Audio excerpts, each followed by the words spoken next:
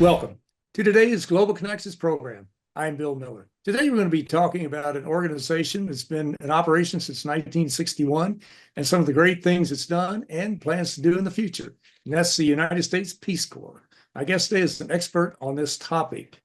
Glenn Blumhorst is a renowned leader in the Peace Corps community, and he is currently leading the Peace Corps Foundation in its flagship initiative to establish the Peace Corps Park on the National Park Service site near Capitol Hill and the National Mall in Washington, D.C.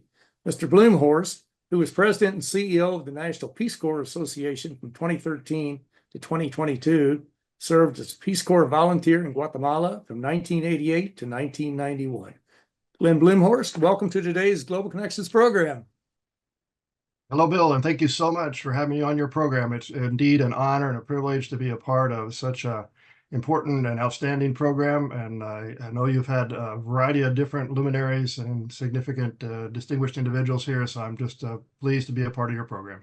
Well, thank you very much. We've had a fair share of Peace Corps folks. Of course, I was Peace Corps volunteer in the Dominican Republic, so we have a permanent Peace Corps volunteer at all times. But let's jump into the Peace Corps. The Peace Corps was set up in 1961 by John F. Kennedy, and basically it was a program to help developing countries. There were three goals of the Peace Corps. What were those three goals, and how did they impact your life? Right. I think I still admire the reason that President Kennedy gave for setting up the Peace Corps. It was a tremendous vision, that of sending idealistic Americans abroad to work at the grassroots level in communities around the world and spread American goodwill. And that is something that's needed more than ever these days. As my good friend and returned Peace Corps volunteer, Congressman Sam Farr, would say, Peace Corps volunteers represent the best of America. They're America's grassroots ambassadors around the world. And so that's the mission that we are on as Peace Corps volunteers. And then as returned Peace Corps volunteers, Kennedy also envisioned that thousands, hundreds of thousands of volunteers would return back from their Peace Corps service abroad to be members of Congress and diplomats and aid workers and international business leaders and educators and community leaders and generally informed citizens. And that would transform the worldview of our country as well and have a positive impact on our country. And those are what are encompassed in three goals of the Peace Corps. The mission, of course, of the Peace Corps is to promote peace, world peace, and friendship. And the three goals through which it does that is to help people of countries that have requested volunteers to meet their need for trained men and women to serve in the Peace Corps, the second goal, to help promote a better understanding of Americans on the part of the people that we serve abroad. And then as we return home, to help promote a better understanding of the people abroad on the part of Americans, which I think is vitally important as well now, too. Exactly. That third goal is one that you have taken to heart, and I have too. That's put me on my international track to bring the message home and to share it. And that's one of the reasons at least I got involved in setting up an international office for federal and international relations in the Kentucky State Legislature, starting this Global Connections television program, being involved with groups like Sister Cities, the United Nations Association of the USA. So we've brought the message home, and we're applying it every day. I might mention too that if any of our viewers would like to know more about the Peace Corps, then go to www.peacecorps.gov, and the Peace Corps is alive and well. Many people say, well, is it dead? Is it still around? Yes, it's still here. Well, let's move into the National Peace Corps Association. What is the National Peace Corps Association you were involved with for several years?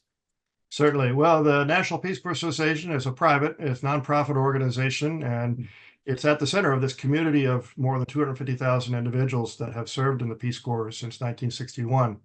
And it was organized and established by returned Peace Corps volunteers back in the late 1970s, so it's been around a while.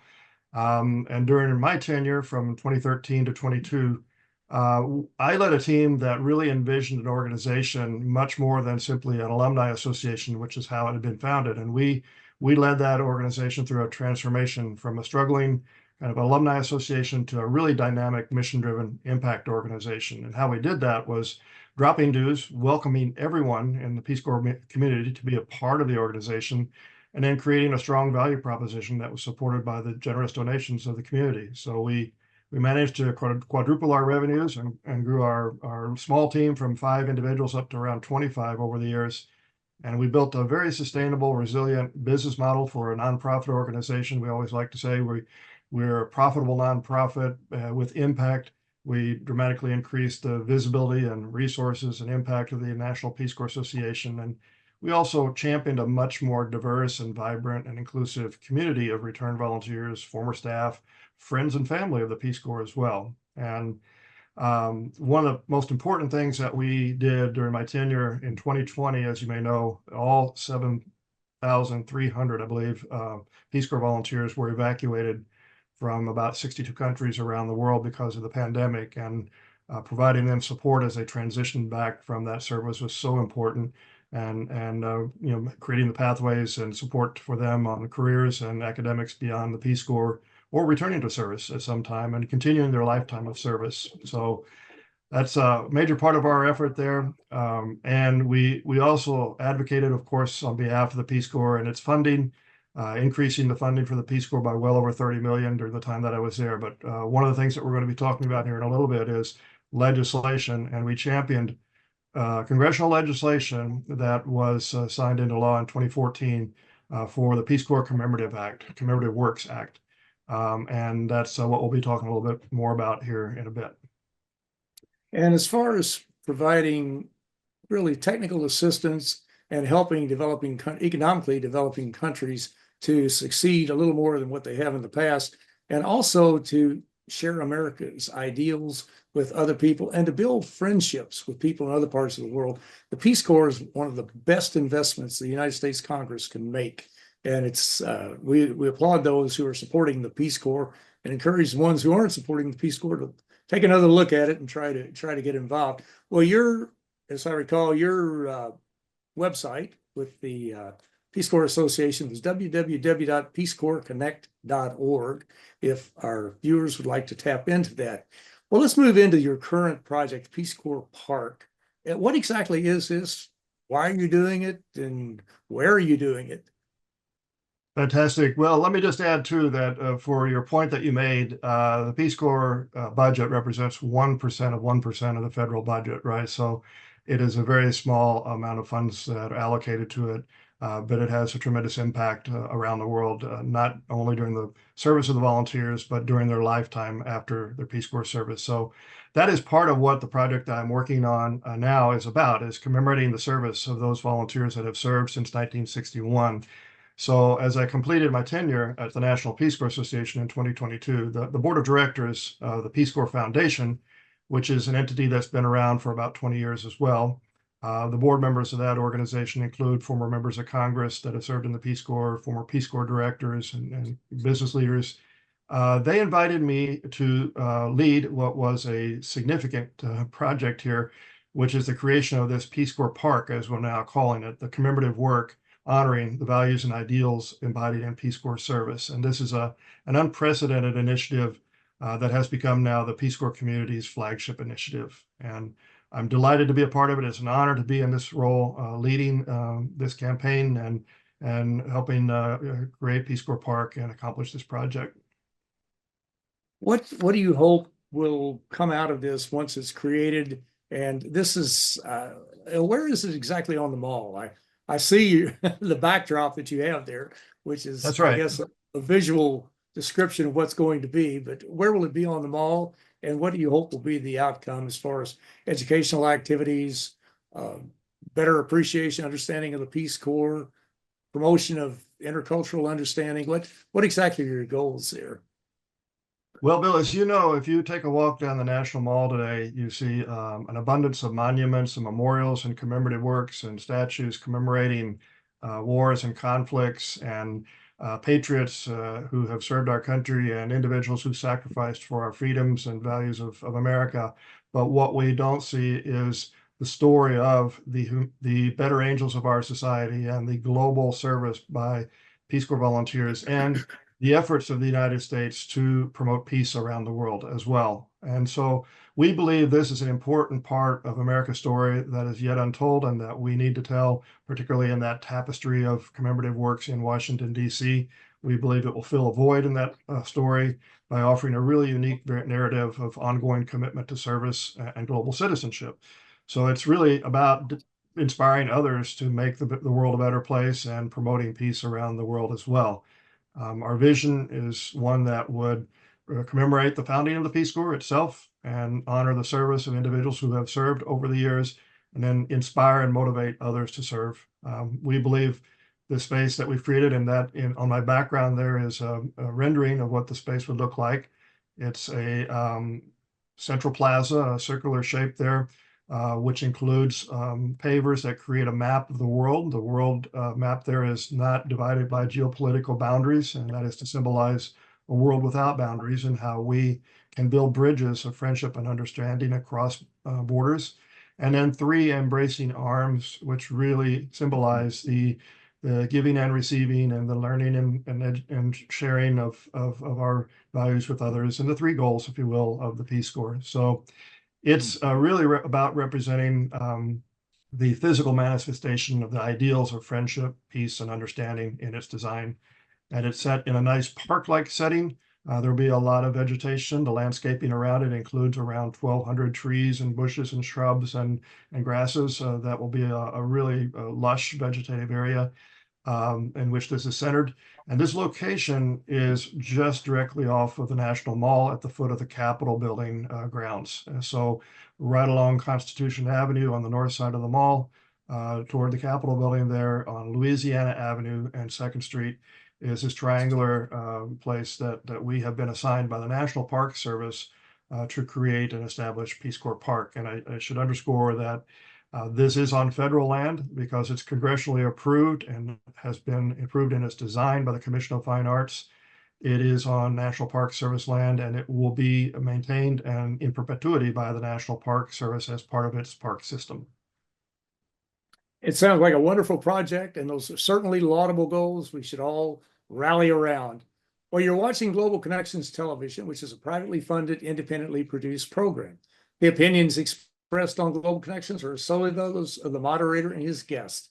We'd invite our viewers to go to our website at www.globalconnectionstelevision.com to view previous programs. Also, if you're involved with a PBS or community access television station, or perhaps an educational institution that has an intra-campus television hookup, or you have a podcast, or you just have a computer, you like our shows and you would like to share them, please feel free to do so. Global Connections Television is provided at no cost as a public service to help us better understand international issues and how they impact our lives. Today, we're talking to Mr. Glenn Blumhorst about the Peace Corps project. That is really a unique idea and one that's, I'm going to say, long overdue.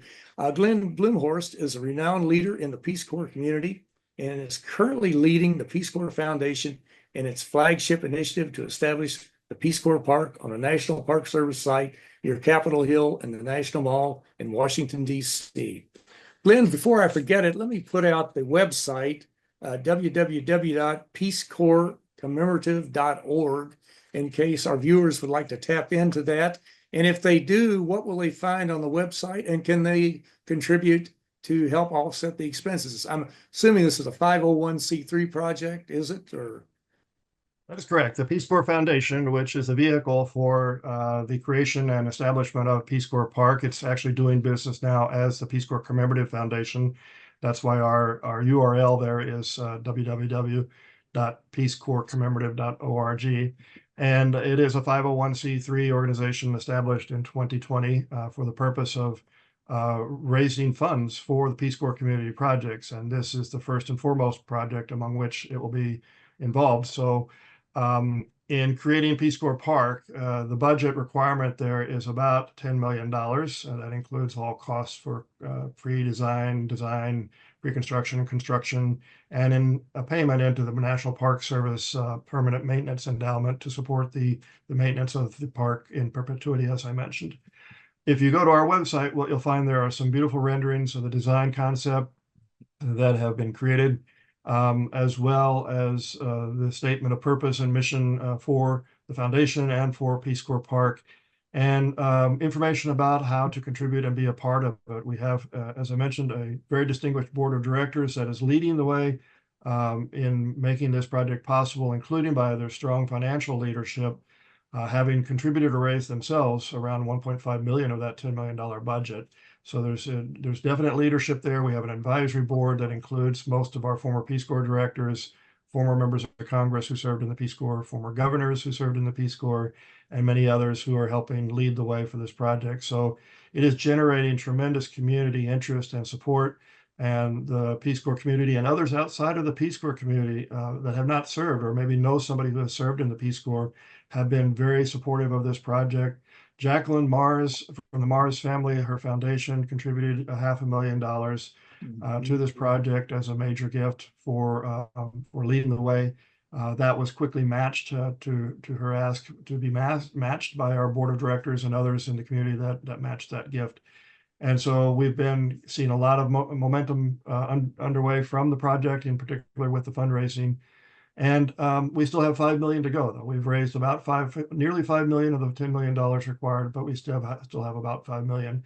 So there is a place on our website where individuals can go and see the donors that have contributed, and also, if you so choose, to make a gift to support Peace Corps Park. And I would just mention that we're at a really threshold moment here. We're going to achieve a major milestone.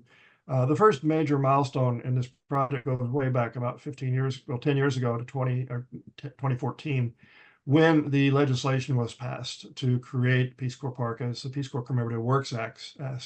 We then had approval of the design concept in late 2022, which was another major milestone. And now we're about ready to meet the final milestone in terms of the project design, and that is the approval of the final design by the National Park Service and the Commission of Fine Arts, which is expected here in the next month or two. So with that underway and that to be completed, all that stands between us and breaking ground, hopefully early next year, is the required resources that we have to have in hand before we can break ground and put a shovel in the ground to start the project.